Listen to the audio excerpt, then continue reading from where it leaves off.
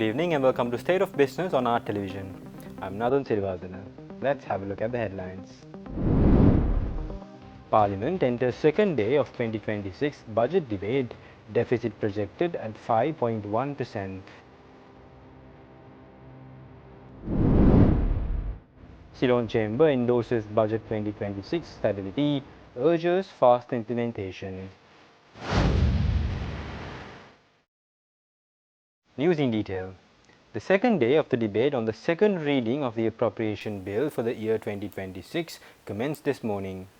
Trade Minister Vasantha Samarasinghe invited the opposition to engage in a strong debate on the budget policies presented by President Anura Kumara Disanayake. The second reading debate on the budget 2026 began last Saturday and will be held for 6 days, and the vote is scheduled to be held on this Friday. The committee stage debate will be held for 17 days from November 15th to December 5. The third reading vote is scheduled to be held on the 5th of December. According to the 2026 budget proposal delivered by the President, the government expected revenue for 2026 is set at 5,300 million rupees, while the expenditure has been projected to be around 7,057 million rupees. Accordingly, the budget deficit will be 1,757 million rupees or 5.1% of the gross domestic product. රටේ කර්මාන්ත ආරම්භ කරන්න නැතුව මේ ණය ගෙවන්න බලාපොරොත්තු තියාගෙන මේ රට සංවර්ධනය කරන්න බෑ වැටෙනවා අනිවාර්යයෙන්ම ඊළඟ පාර. ඒ නගර කතා නායකතුමනි ඩොලර් බිලියන 6ක් ගෙවනවා ණය ගෙවන්නම ණය ගන්න ගන්නවා. රට වැටෙනවා නිෂ්පාදන පටන් ගත්තේ නැත්නම් රට ඉතාමත් ජරා ආඝාතයකට ඇදගෙන ගිහිල්ලා රට විනාශ වෙලා දිරිඳුකම 150 දක්වා ගිහිල්ලා ඇමතිවරු මන්ත්‍රීවරු ටික හම්බ කරගනි. රටේ ජනතාව දුප්පත් වෙලා සුන්බුන් වෙලා යනවා. බොහොම ස්තුතියි. විපක්ෂය මේ පාර්ලිමේන්තුව ඇතුලේ ඉඳගෙන විලාපයක් නගනවා. මේ විලාපය නගලා දැන් යනේනමන් නැතුව ගරු මන්ත්‍රීතුමා ඔබතුමා නම කිව්වේ නෑ. ඔබතුමා මං කිව්වේ ගරු මන්ත්‍රීතුමා භූමි තෙල් වාඩි වෙන්න ඔබතුමාගේ නම කිව්වේ නෑ. ඔබතුමා නම කිව්වේ නෑ. කරුණාකර මේ අයවැය කතා ඇතුලේ වෙලා තියෙන නම කිව්වනම් කොහොමද කරු කතා නැතුවනේ. බාධා කිරීම වලින් නැතුව ඔබතුමා බැඳුම් කර වංචා පිළිබඳ පොත් ලියලා මාට්ටු පුහුල් වල කරෙන් දෙන කියන්නේ ඕකට තමයි. පුහුල් වල කරෙන් දෙන කියන්නේ මම දැන් ගරු කතානායකතුමා නමක් කිව්වද මම නෑ ගරු සුජීව සේන මන්ත්‍රීතුමා ඔබතුමා ඉඳගන්න වාඩි වෙන්න. ගරු සුජීව සේනසිංහ මන්ත්‍රීතුමා ඔබතුමා වාඩි වෙන්න. ගැන පොත් ලිව්වා කිව්වා වැදුනා. ඉතින් ඒ කලබල වාඩි වෙන්න. In Parliament today, Monravila District Parliamentarian Ruwan Vijayveera responded to opposition criticism about the country's economic status by citing international recognition of Sri Lanka's progress.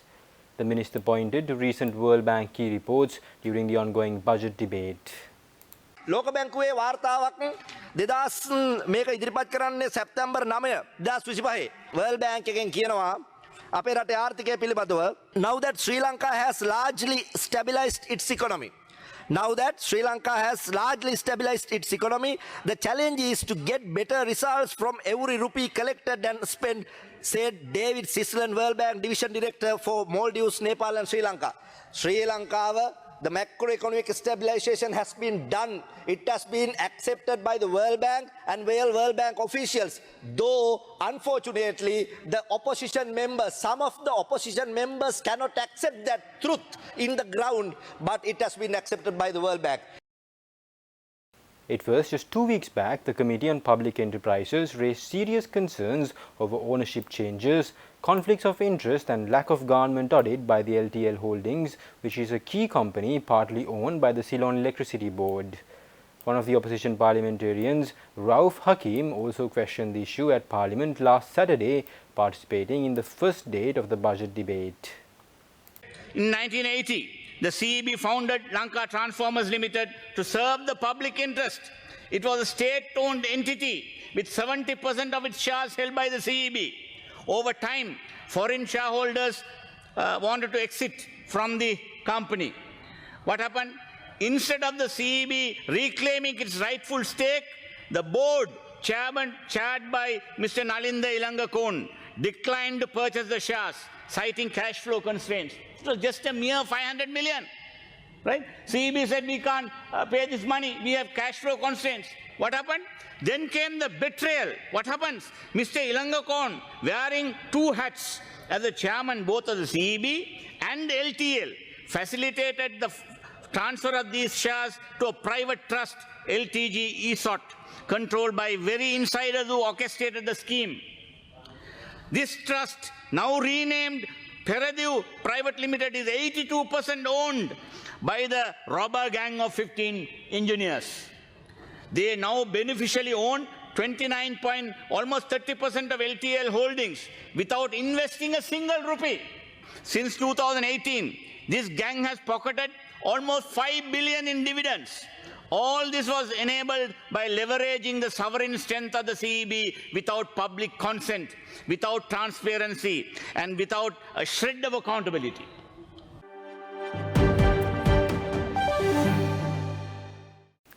Stay tuned, we will return after this commercial break.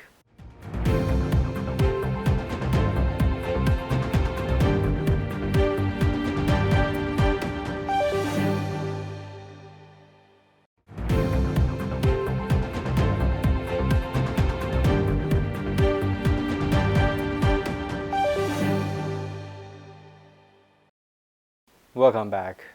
Now, the Ceylon Chamber of Commerce has endorsed the 2026 national budget, acknowledging its policy stability while emphasizing the need for accelerated implementation.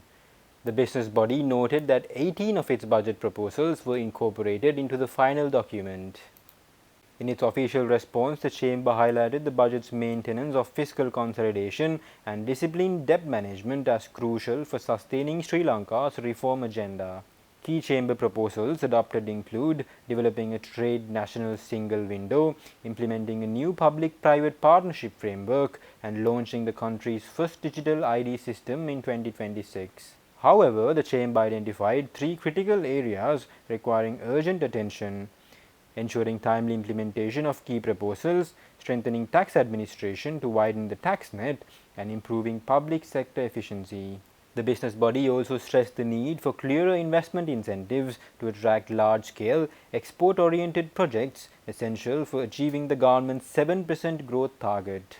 While supporting the budget's direction, the Chamber emphasized the sustained delivery on structural reforms will determine whether current economic stability translates into long-term, broad-based growth.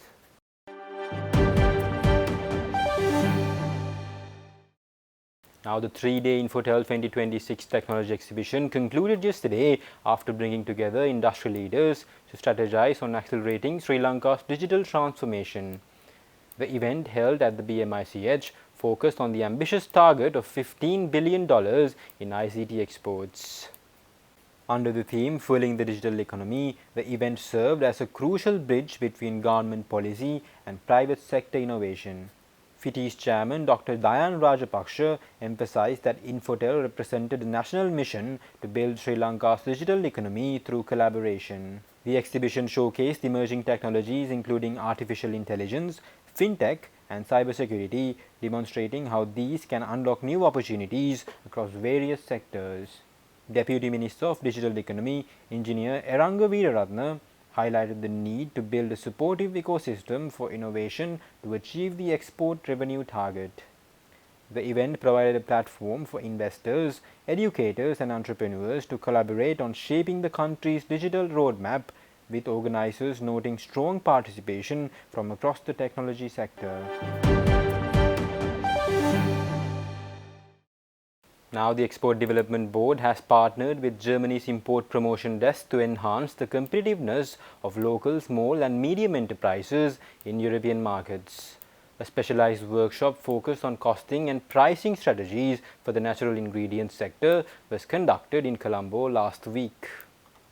The Capacity Development Program brought together emerging exporters to provide practical guidance on determining export cost structures and setting competitive prices for European Union markets. Participants received hands-on training in preparing technical data sheets that meet EU quality, safety, and traceability standards. The workshop also focused on helping businesses compile essential product documentation to build credibility with international buyers. This initiative forms part of the ongoing cooperation between EDB and IPD Germany that began in 2019, specifically targeting women entrepreneurs and natural ingredients exporters. The program aims to strengthen Sri Lanka's integration into global value chains by enhancing technical capabilities and market readiness for high potential export sectors.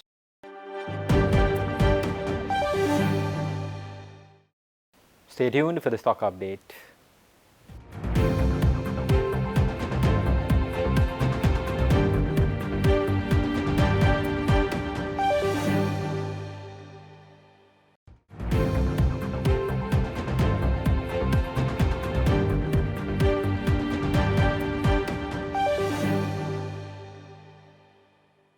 Trading at Colombo Stock Exchange ended on positive notes today. The All Share Price Index gained by 164.34 points to close at 23,502.59. The S&P SL20 gained by 118.57 points to close at 6,500.04. The turnover was over 7.5 billion rupees and over 252 million shares were traded. Up next are forex rates.